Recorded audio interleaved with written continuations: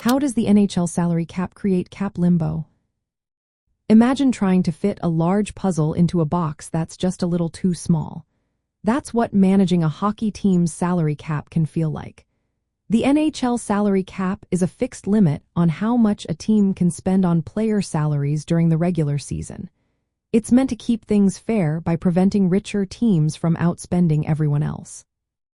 But this system can create a tricky situation called cap limbo, where teams are stuck trying to balance their roster within tight rules.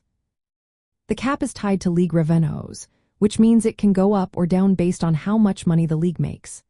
Each player's cap hit is based on the average annual value of their contract, not just what they get paid each year. So, a player might have a big signing bonus in one year but a smaller salary later. Teams have to keep their total cap hits under the cap ceiling, which is the maximum allowed, while also meeting a minimum spending floor. This requires smart contract structuring and roster planning. Cap limbo happens because the cap is a hard limit that doesn't always match player performance or injuries.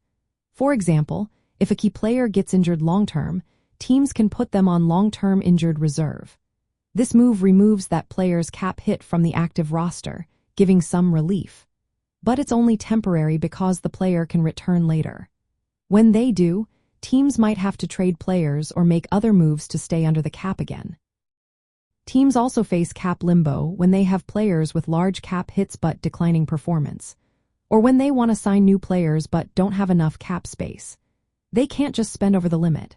Instead, they might trade players, buy out contracts, or use long-term injured reserve creatively. These options can slow down roster changes and leave teams uncertain about their future plans. Contract timing is another factor. Some deals are front-loaded with big payments early, while others are backloaded with larger salaries later. This makes long-term planning difficult because teams might hesitate to sign big contracts if it could trap them under the cap in future seasons. Until recently, the NHL did not enforce the salary cap during the playoffs. Teams could exceed the cap ceiling in the postseason, which allowed them to add players or bring back injured players without worrying about the limit. But starting with the 2025-26 season, the league introduced a playoff salary cap.